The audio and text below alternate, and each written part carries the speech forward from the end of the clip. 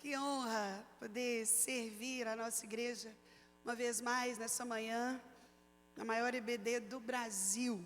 A Escola Bíblica Dominical é um privilégio que você e eu temos para aprender um pouco mais da Palavra de Deus. E essa lição, na verdade, dentro de uma revista, especialmente interessante, necessária, lúcida.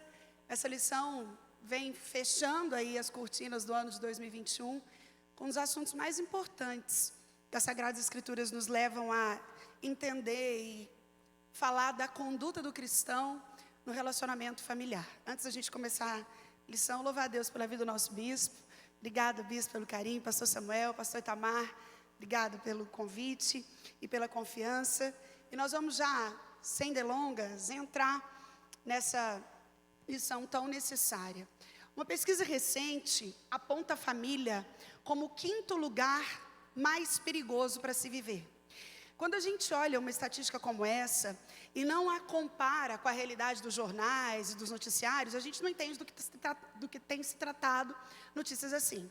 Mas, não dificilmente, quando você confere os jornais, entende do que está acontecendo no mundo afora, você percebe por que a família tem sido considerado o 5º lugar do mundo mais perigoso para se viver. Atualmente, só aqui em Goiás, nas nossas redondezas. Quantas histórias? Filho mata pai, mata mãe, mulher mata marido, enfim. Meu esposo na polícia tem essas notícias sempre muito atualizadas, tristemente atualizadas, e é assustador colocar a família nesse lugar, nessa zona de risco.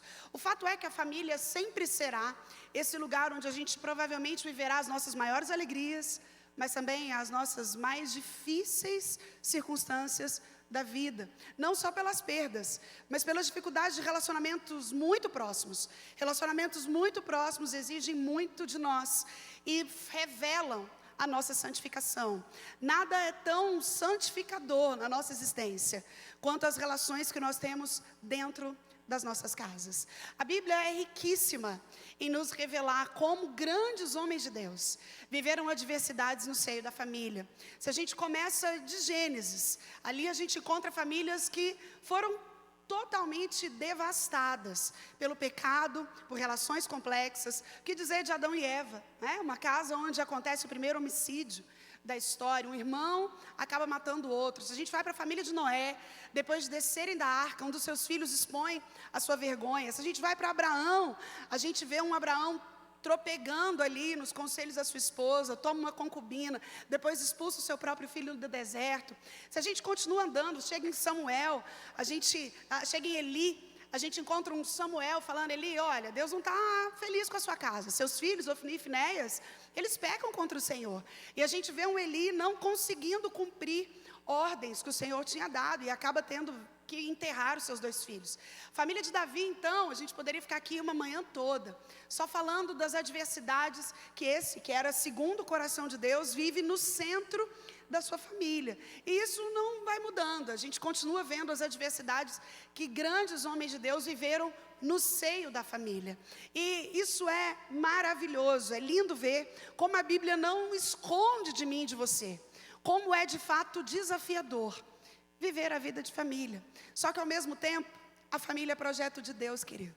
E isso é suficiente para fazer dela meu e o seu maior amor na nossa existência. A família não é invenção de homens, a família não é projeto de alguém que um dia idealizou relações, a família é plano, idealização, arquitetura do próprio Deus. E aqui, em Efésios, no capítulo 5, eu queria, antes de entrar no texto e falar dos papéis que Paulo tão lindamente nos descreve aqui, lembrar uma coisa somente a você. Os tradutores que fizeram a divisão da nossa Bíblia para o português, colocaram aqui, por exemplo, a partir do verso 22 do capítulo 5 de Efésios, eu não sei como está na sua Bíblia, mas na minha está escrito lar cristão, marido e mulher. Essa divisão não foi Paulo quem fez. Às vezes, quando a gente lê as Escrituras, a gente tem que ter cuidado, porque fica parecendo que a gente está mudando de assunto, ou que Paulo para de falar de uma coisa para falar de outra. Isso não é o que está acontecendo aqui. Paulo está falando no versículo 5, principalmente principalmente no capítulo 5, principalmente a partir do verso 18, como nós cristãos devemos nos submeter a Cristo. Como essa relação de quem se sujeita ao senhorio de Cristo é estabelecida nas várias ordens da vida, ou nos vários papéis que nós desempenhamos. Esse é o assunto aqui. Paulo não muda a logística para começar a falar de família. Paulo está falando de sujeição. Se você ler o verso 5, 18, ele vai dizer assim, ó: não vos embriagueis com vinho, no qual há dissolução, mas enchei-vos do Espírito. Então ele começa a falar de como é que você e eu podemos ter uma vida cheia do Espírito, que eu quero lembrar você, não é opção, é ordem. Enchei-vos do Espírito, o verbo no grego aqui está no imperativo. Encher do Espírito não é para quem está com tempo sobrando, não é para quem tem um pouco mais de vontade, é uma ordem para todos nós.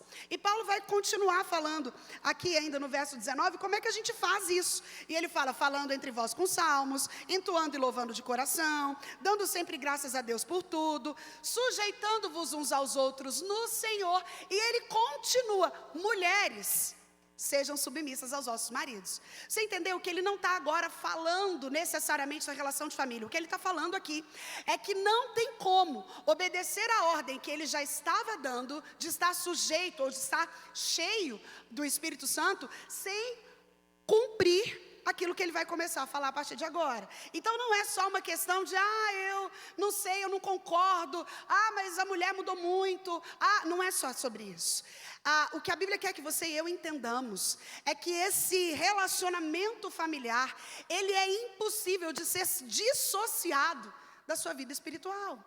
Não há como viver parcialidade espiritual se não houver integridade nos relacionamentos familiares. É sobre isso que Paulo está dizendo. Quando eu não me sujeito a essa forma, como a lição traz aqui, de conduta no relacionamento familiar, eu não estou cumprindo a ordem maior, que é estar cheio do Espírito Santo. É disso que Paulo está dizendo. Eu fiz esse parênteses só para que você entenda como a Bíblia inteira, às vezes, por causa dessas divisões que nós temos, a gente tende a interpretá-la de uma forma errônea até, né? Então, não é sobre isso. Paulo está falando de um mesmo assunto e é nisso que a gente vai começar a falar. Mas eu já quero dar um alívio para as mulheres, porque aqui, Paulo investe 3 versículos somente para falar da submissão.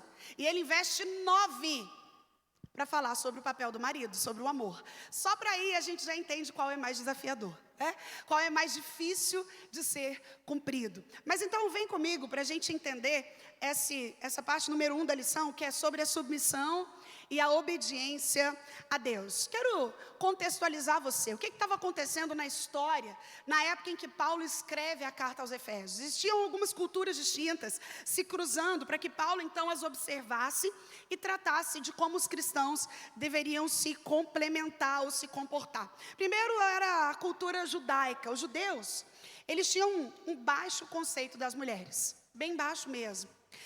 Os judeus pela manhã, todos os dias quando eles acordavam, eles faziam orações agradecendo a Deus por 3 coisas. Eles agradeciam a Deus por não ter lhes feito um pagão, por não ter lhes feito um escravo e por não ter lhes feito mulher. Então todos os dias pela manhã os judeus agradeciam por não terem nascido mulheres. As mulheres não tinham direitos legais, elas eram propriedade dos pais quando solteiras e do marido quando casado. Na época que a igreja cristã nasce, a gente já está falando lá do Novo Testamento, mais precisamente de Atos dos Apóstolos, quando é constituída a igreja cristã, o divórcio vivia uma época em que ele era tragicamente fácil. Se divorciavam por quaisquer razões. O homem podia se divorciar por qualquer razão. Ele podia se divorciar, por exemplo, se a mulher fizesse uma comida mais salgada. Ele podia se divorciar se a mulher saísse sem véu na rua. O bispo está falando aqui que se fosse hoje ninguém casava, porque as mulheres tudo faz comida salgada. Está falando aqui. Não é a bispa, da bispa é uma delícia, né? Mas eram razões tragicamente fáceis para o divórcio. Já a mulher, ela não poderia pedir o divórcio por nenhuma razão. Essa era a cultura daquele tempo. Se a gente vem para a cultura grega, Mais precisamente ali no mundo helênico, a prostituição era uma parte essencial da vida grega. Demóstenes, certa vez, disse: temos prostitutas para o prazer, concubinas para o sexo diário e esposas com o propósito de ter filhos legítimos. Xenofonte disse que a finalidade das mulheres é ver pouco, escutar pouco e perguntar o mínimo possível. Ou seja, ser mulher naquele tempo não era uma tarefa fácil. E precisamente na Grécia não havia processo para divórcio. Era matéria somente de capricho. Alguém achava que não estava bom, acabava se divorciando. Então, na Grécia Antiga, tanto o lar quanto a vida familiar estavam muito próximos de acabar por completo e a fidelidade conjugal era praticamente inexistente. Eu quero lembrar você que Deus, quando institui o casamento, Ele coloca limites para ele. Primeiro, o casamento é monogâmico. Deus não cria poligamia. A gente não tem tempo para estudar sobre isso aqui. Porque às vezes você vai falar, e Davi, e Salomão, que tinha não sei quantas mulheres, 1000 concubinas, enfim. A gente não tem tempo para falar sobre isso. Mas o casamento dentro do plano de Deus, ele é monogâmico, ele é monossomático, ele é heterossexual. São características imutáveis, isso nunca mudou. Deus, desde quando cria o casamento lá no Éden, e Jesus o resgata na cruz do Calvário, por causa desse tempo entre queda até a ascensão e a morte de Cristo Jesus, ele estabelece as mesmas coisas que perduram até hoje. Então, quando Paulo olha para esse mundo, ele vê que estava tudo errado. E é nesse contexto que ele então vem escrever a carta aos Efésios. Aqui no capítulo 5, a falência da virtude da família, a falência da capacidade de desempenhar papéis morais, estava tudo muito à tona, e Paulo escreve dentro desse contexto. Se a gente traz agora para a chamada cultura pós-moderna, esse tempo que você e eu estamos nele, né, a pós-modernidade, a gente vê que o conceito de família hoje está confuso.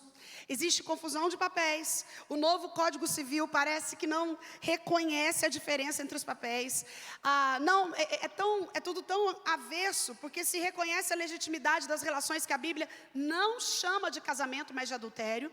Mas não se reconhece a legitimidade de relações que a Bíblia estabelece como corretas, né? E aí a gente vai vendo as relações homoafetivas cada vez se tornando mais aceitáveis, a infidelidade que atinge 50% dos casamentos.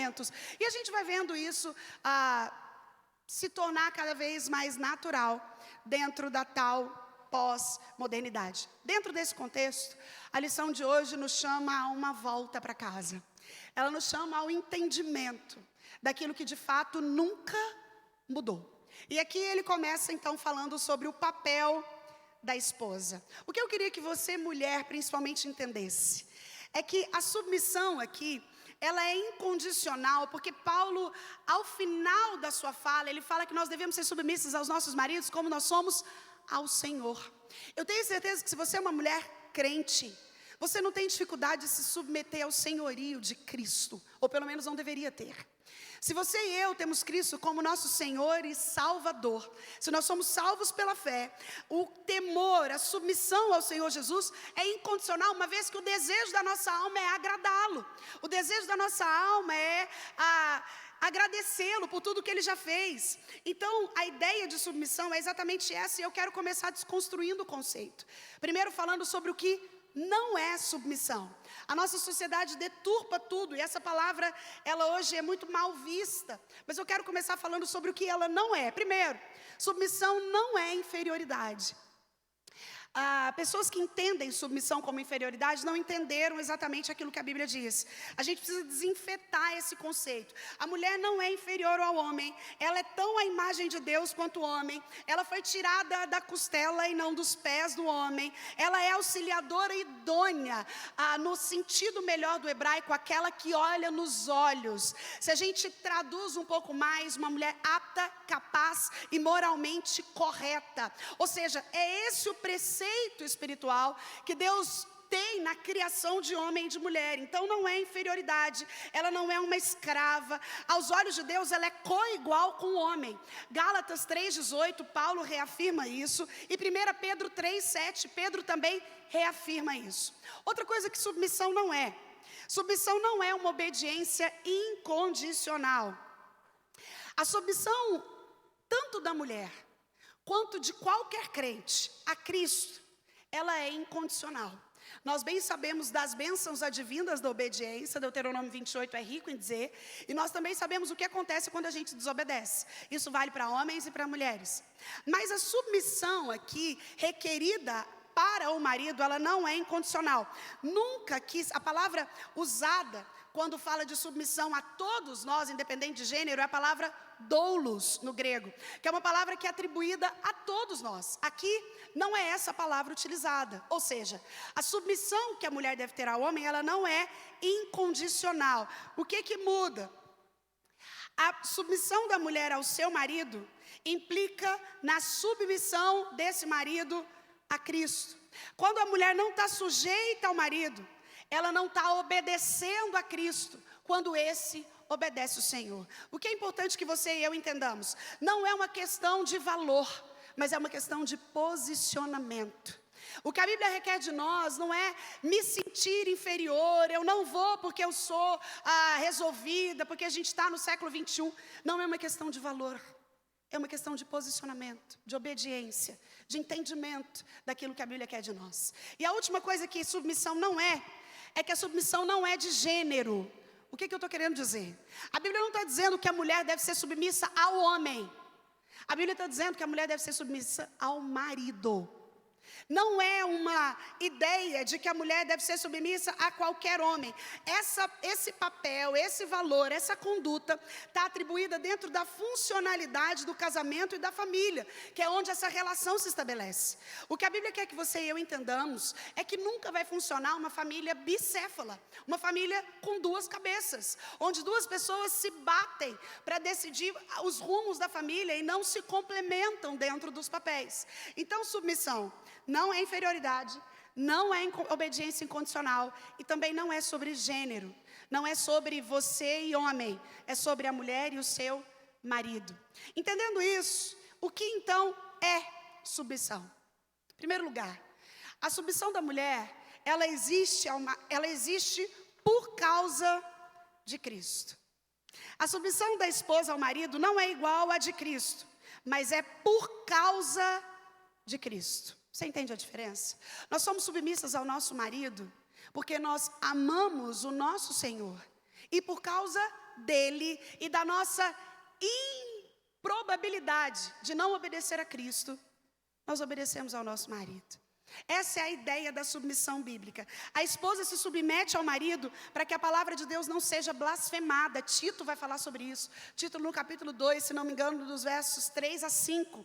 Tito vai falar sobre isso. A gente se submete ao nosso marido porque Deus estipula papéis na família para que o próprio nome dele não seja blasfemado. Submissão é estar debaixo da missão.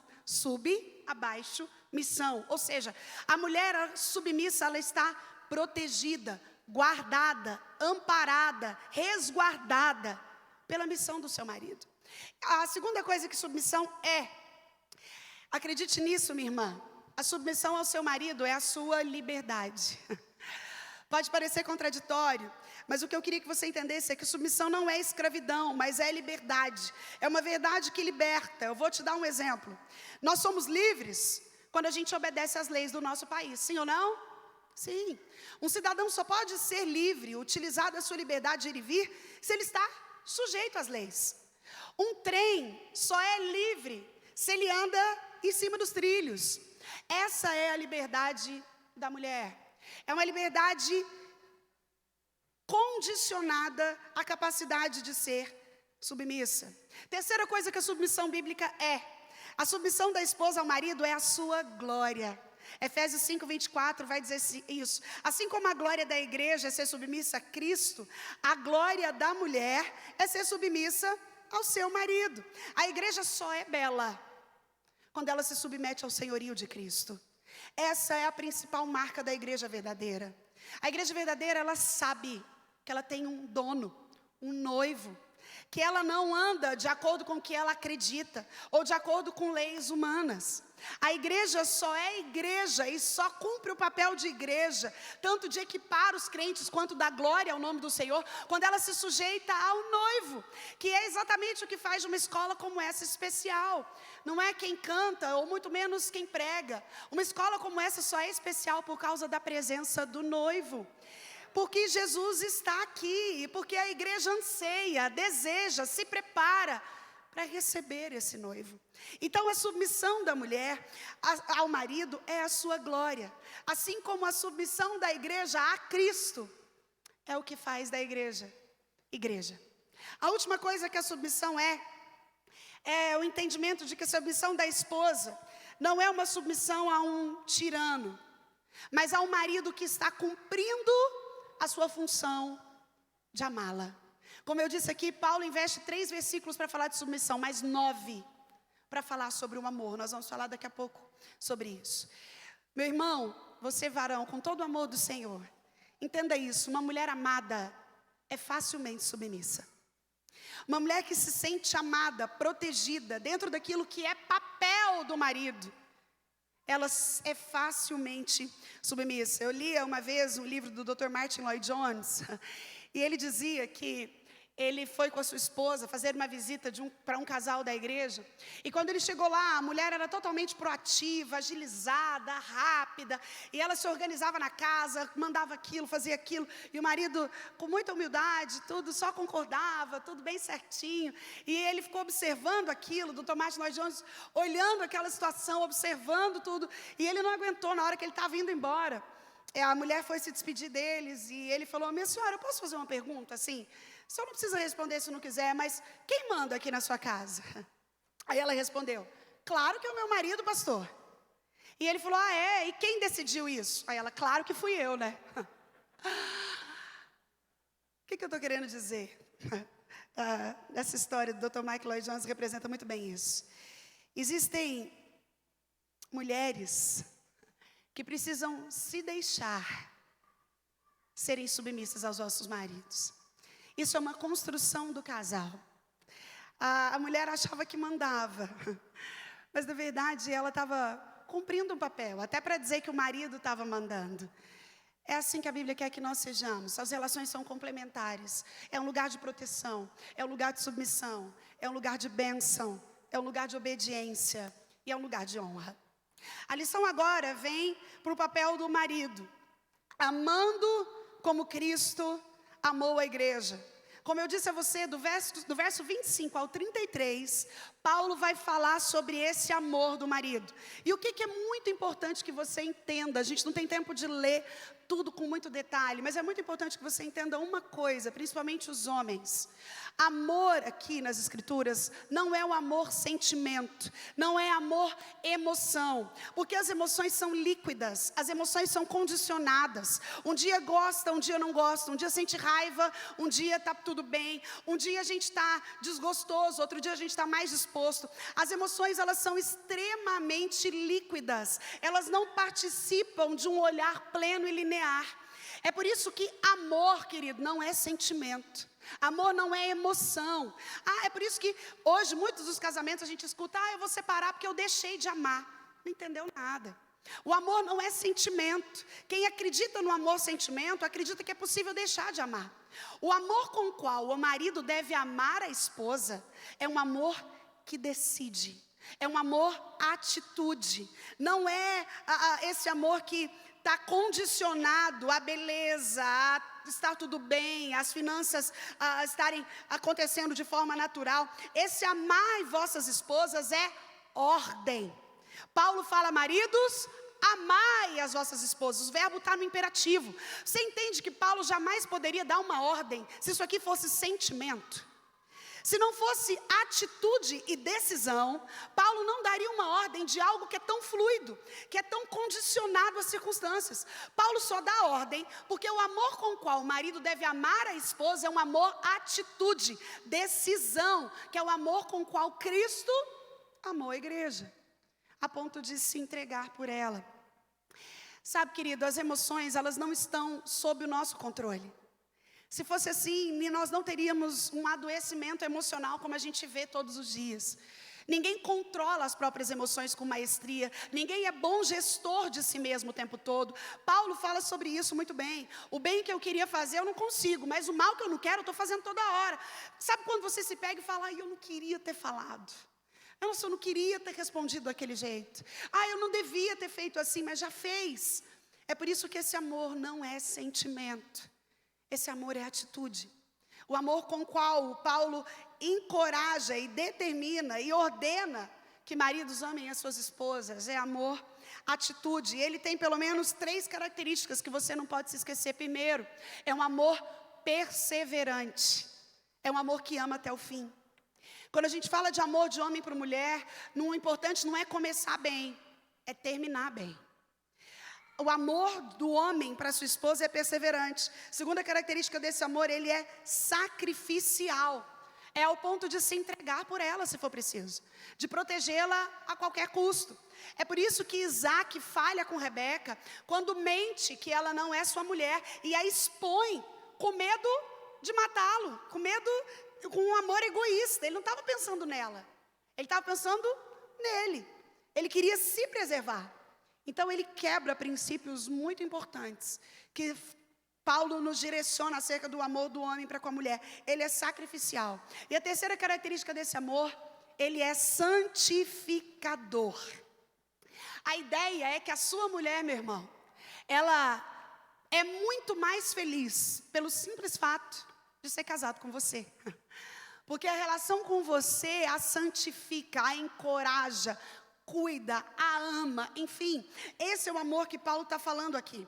O entendimento que eu queria que você tivesse é que se a palavra que caracteriza o dever da esposa é submissão, a palavra que caracteriza o dever do marido é amor.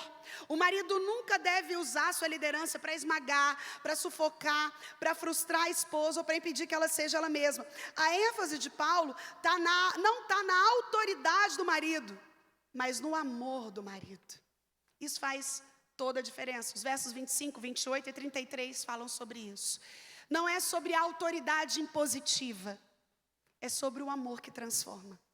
É essa forma como a Bíblia encaixa esses papéis. Então, para resumir, o que significa ser submissa? Entregar-se a alguém. Mas o que significa amar? Entregar-se por alguém. Então, a roda gira redondinha, porque submissão e amor são 2 aspectos de uma mesmíssima coisa. Quem se sujeita a alguém. E quem ama, ama por alguém. Então a roda vai girando de uma forma muito plena. E é por isso que uma lição como essa, meu irmão, precisa ser resgatada na minha e na sua vida todos os dias. Existe uma conduta, existe uma norma, existe uma regra, existe um alvo, existe um destino das relações humanas. Deus não cria a família e solta ela, fala, agora vocês fazem o jeito que vocês quiserem. Não foi assim. Deus fala, vem aqui, é assim que vai funcionar. Então são pelo menos 5 verbos que definem a ação do marido dentro desse amor, dentro desse papel, dentro dessa função. O primeiro é amar, o amor de Cristo pela igreja, que foi proposital, sacrificial, santificador, altruísta, abnegado, perseverante e todas as outras coisas que a gente sabe também.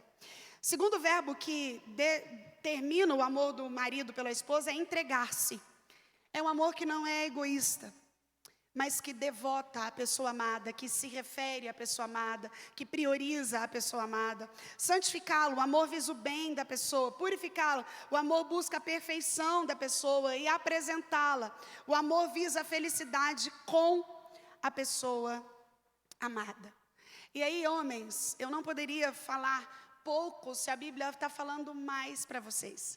Existem algumas coisas aqui que a gente precisa entender que é função, ou que é característica, ou que é fruto desse amor. Primeiro, é o marido quem cuida da vida espiritual da sua esposa.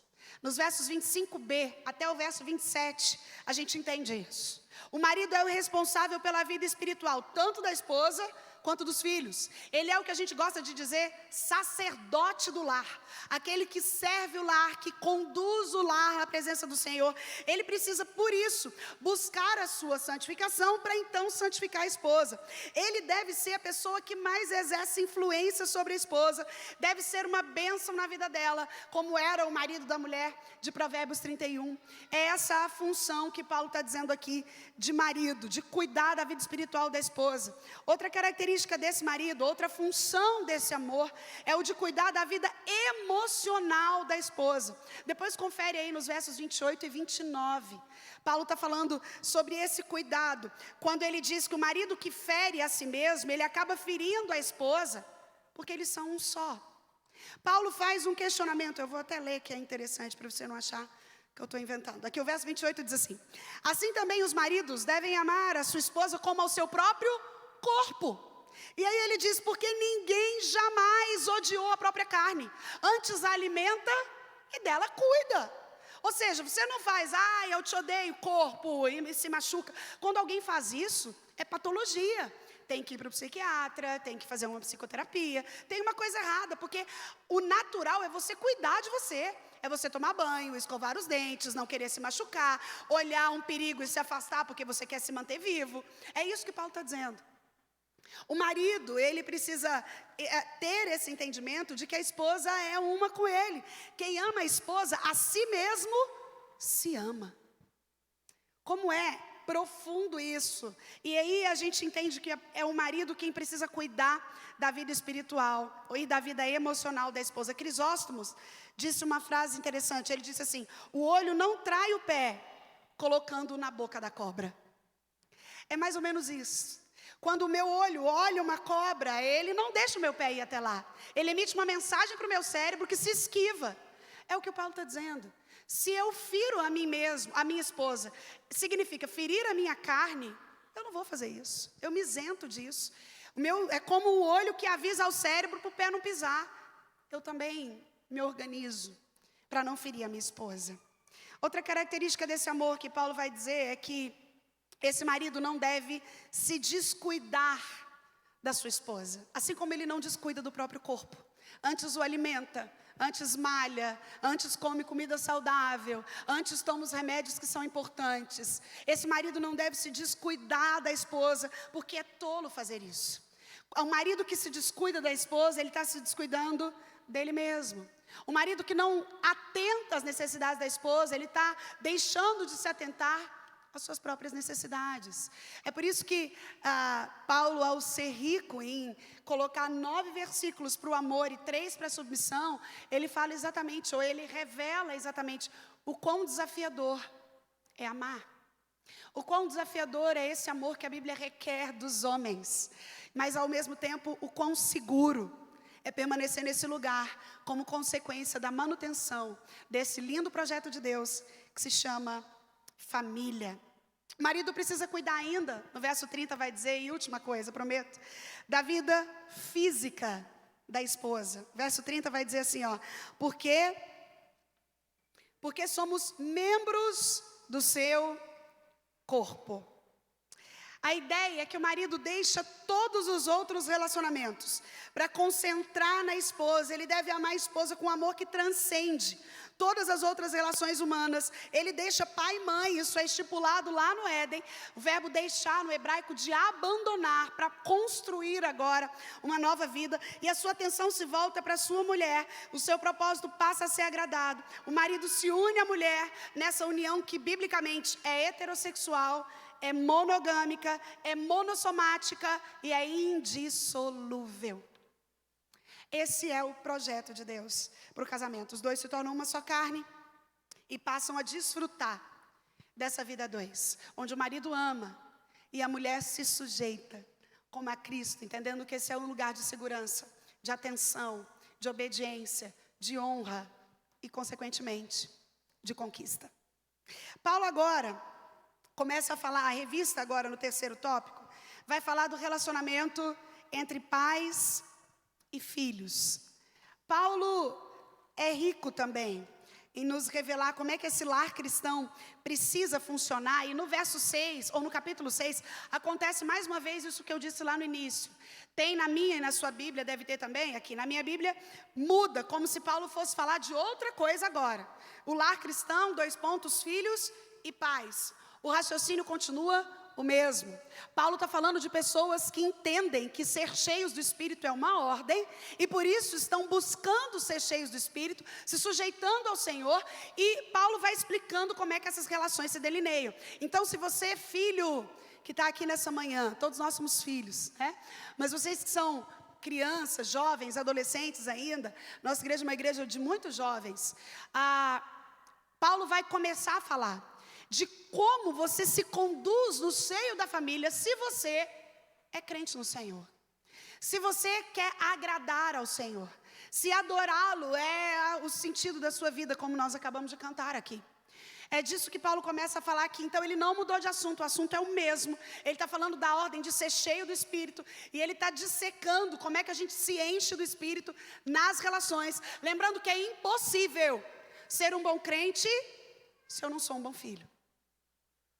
É impossível dizer que a minha vida espiritual está ok se eu também estou provocando os meus filhos à ira. É disso que Paulo está começando a falar, a partir de agora, do relacionamento entre pais e filhos. Quero contextualizar historicamente o que estava acontecendo aqui, com relação a pais e filhos, quando Paulo escreve a carta aos Efésios. Quando Paulo escreve, estava em vigência lá no Império Romano, um regime chamado pater poder, ou pater potestas. Nesse regime, o pai tinha direito absoluto sobre o filho.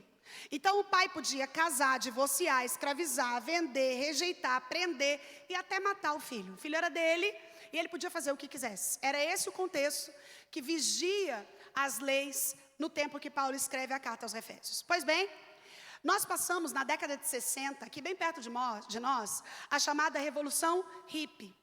E essa Revolução Hippie leva essa ideia para um outro extremo. Quando Paulo escreve, está vivendo um extremo. Hoje, consequência principalmente desse marco chamado Revolução Hippie, a gente vai para um outro extremo, porque existe uma explosão de revolta a toda instituição e autoridade, que é muito do que a gente está vivendo até hoje. Mas esses dias aconteceu, eu li a matéria e eu fiquei chocado. Um avião saindo de Congonhas, ficou 45 minutos em solo, atrasado, 145 passageiros esperando, porque uma criança se recusava a colocar o cinto de segurança. E os seus pais não conseguiam, porque ninguém pode tocar na criança hoje, né? Ninguém pode, e ela não se sujeita à autoridade da aeromoça que está lá, ao comandante que está falando que é uma condição, ela não se sujeita à autoridade dos pais. Esse pensamento, esse comportamento é fruto da Revolução Hippie, que leva a essa total descaracterização do conceito bíblico. E o que acontece com a família então? Ela fica acéfala, sem cabeça. Um pai que não ocupa a função de pai, uma mãe que não entende a função de mãe e não exerce esse seu papel, coloca a família acéfala. Lembra que eu disse que a família bicéfala, com duas cabeças, não funciona? Assim também a família acéfala, sem cabeça nenhuma, ela não vai funcionar. Deus coloca o homem como cabeça desse lar, de onde jorram todas as diretrizes, todas as direções, todo o destino para essa família. Hoje a gente olha para isso e a gente precisa entender, querido, que se o nosso cristianismo não é capaz de mudar o nosso relacionamento com a nossa família, ele está falido. Se o nosso cristianismo não é capaz de transformar as relações tão próximas, a simplesmente olhar uma ordem e obedecer, ele serve para muito pouco. É impossível ser um jovem fiel, abençoado, cheio do Espírito, sem obedecer aos pais. É exatamente isso que Paulo está dizendo aqui. Não tem jeito de dizer que você é um jovem que quer usufruir da prosperidade que Deus tem para você, se você não se sujeita aos seus pais. E Paulo então, no capítulo 6, dos versos 1 a 3, ele vai falar do dever dos filhos para com os pais. Eu quero muito rapidamente falar de algumas, ou pelo menos duas, eu não vou me aprofundar, a gente não tem tempo, mas consequência, por que a nossa geração tem tanta dificuldade com autoridade, com reconhecimento e com sujeição de autoridade? E isso não é numa escala somente familiar. As pessoas têm dificuldade com a autoridade policial, elas têm dificuldade com a autoridade política, elas têm dificuldade com todo tipo de autoridade, com professor em sala de aula. Perdeu-se aquela ideia de que há uma autoridade dentro de cada ambiente. As pessoas têm dificuldade até com a autoridade eclesiástica, que é a autoridade do pastor, que é dado por direito, o cajado na mão, de correção, de direcionamento, de disciplina. A igreja é esse lugar ordenado e dirigido pelo anjo da igreja, que no nosso caso, o nosso bispo. E a gente tem dificuldade. de cumprir ordens simples, né? Às vezes o bispo fala, por favor, todo mundo espera o culto terminar. É a mesma coisa, ninguém tem falado nada, todo mundo vai andando, porque a gente tem dificuldade com a autoridade. Falando de autoridade eclesiástica, eu quero te dizer uma coisa só sobre isso, fazer um parêntese. A gente gosta muito de campanha da dupla honra, mês da dupla honra, ano da dupla honra, vida de dupla honra. Só existe um lugar na Bíblia onde ela fala de dupla honra, de honra dobrada. E ela condiciona essa honra dobrada que você deseja para a sua vida, a sujeição à autoridade eclesiástica. Quem não obedece, reconhece o seu pastor e não honra, esquece, meu irmão. Você pode fazer campanha, acordar de madrugada, vir aqui em todo culto da bênção.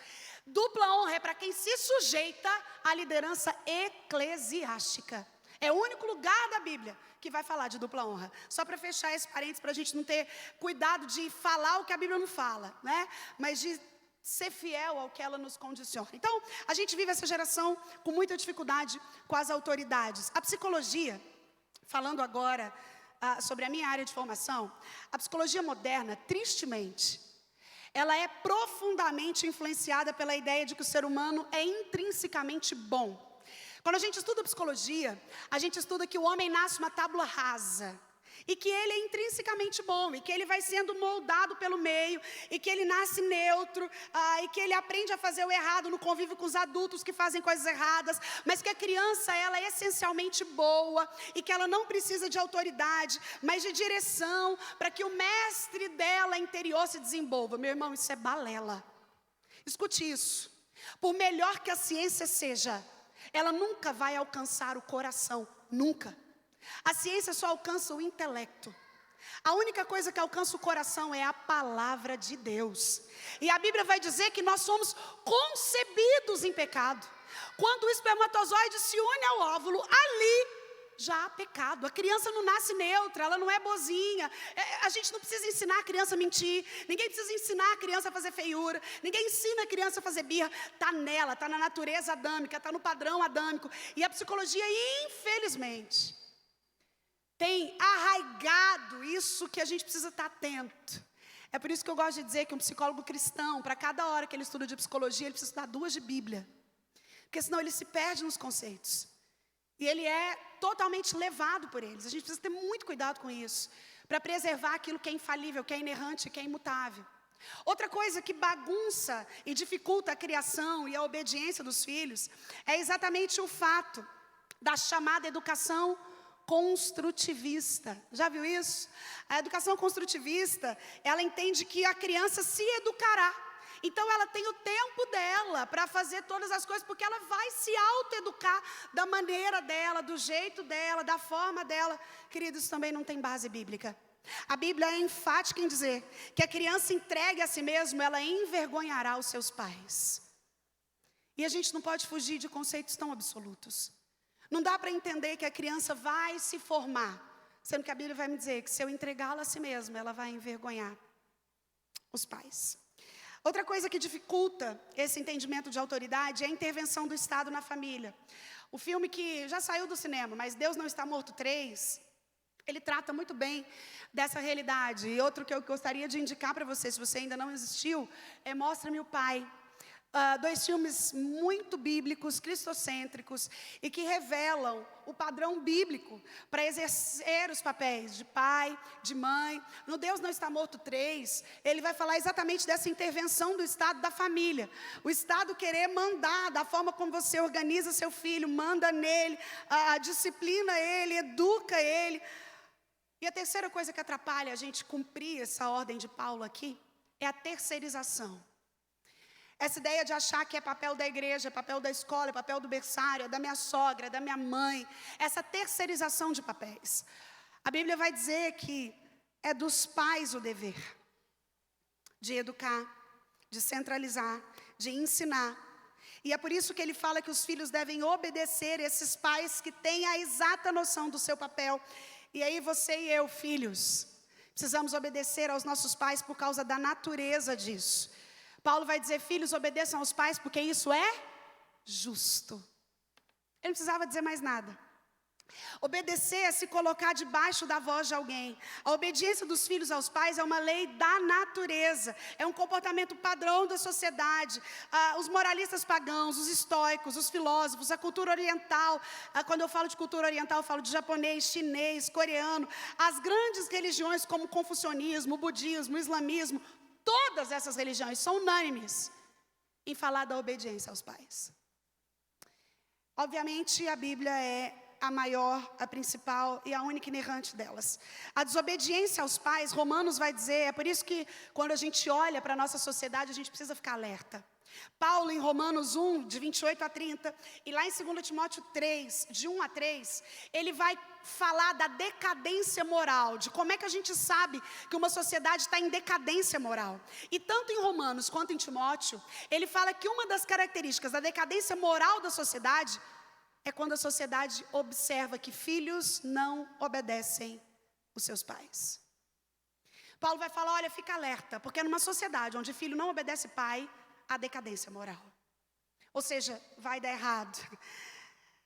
Os filhos que não obedecem os pais estão pleiteando uma colheita terrível. Diz um ditado antigo, que quem não escuta conselho, escuta coitado, né?